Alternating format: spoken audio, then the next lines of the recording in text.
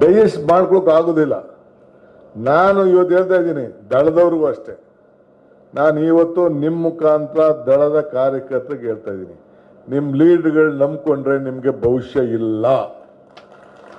ನೀವು ಯಾವುದೇ ಲೀಡರ್ ಮಾಡಿಕೊಳ್ಳಿ, ನಾನು ಹಿಂದೆ ಅದೊಂಥರ ಫ್ಯಾಮಿಲಿ, ಪಕ್ಷ ಅಲ್ಲ ಅದು, ಅದೊಂದು ಕುಟುಂಬ. ಅವರೆಲ್ಲ ಗೆದ್ದಿರೋರೆಲ್ಲ ಪಕ್ಷದಿಂದ ಯಾರು ಗೆದ್ದಿಲ್ಲ.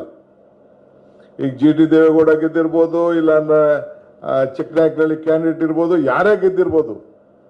ಅವ್ರು ಯಾರು ನಿಮ್ಮ ಹಾಸನ ಜಿಲ್ಲೆ ಒಂದಷ್ಟು ಫ್ಯಾಮಿಲಿ ಬಿಟ್ರೆ ಮಿಕ್ಕಿದ್ದು ಯಾರು ಕೂಡ ಇಲ್ಲ. ನನ್ನ ತಮ್ಮನ ಮೇಲೆ ಹಾಕ್ಬೇಕು ಅಂತ ದೊಡ್ಡ ತಂತ್ರ ಮಾಡಿದ್ರು. ಮಾಡಿ ಕೊನೆಗೆ ಏನೆಲ್ಲ ಕಾಂಗ್ರೆಸ್ ಜನತಾದಳದ ರಾಷ್ಟ್ರೀಯ ಅಧ್ಯಕ್ಷರು ಅಳಿಯನ್ನ ತೆಗೆದುಕೊಂಡೋಗಿ ಬಿಜೆಪಿಯಿಂದ ನಿಲ್ಸಿದ್ರು.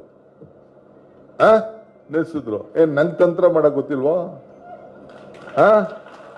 ನಂಗೆ ತಂತ್ರ ಮಾಡ್ತೀರಾ ಅಂತೇಳಿ ರಾತ್ರಿ ಬಿಜೆಪಿ ಟಿಕೆಟ್ ಅಂತಿದ್ದವನ್ನ ಬೆಳಗ್ಗೆ ಕಾಂಗ್ರೆಸ್ ಕ್ಯಾಂಡಿಡೇಟ್ ಮಾಡಿ ಯೋಗೇಶನ್ನ ಮೊಮ್ಮಗನ ಪಾಪ ಸೋಲ್ಸ್ಬೇಕಾದ ಪರಿಸ್ಥಿತಿ.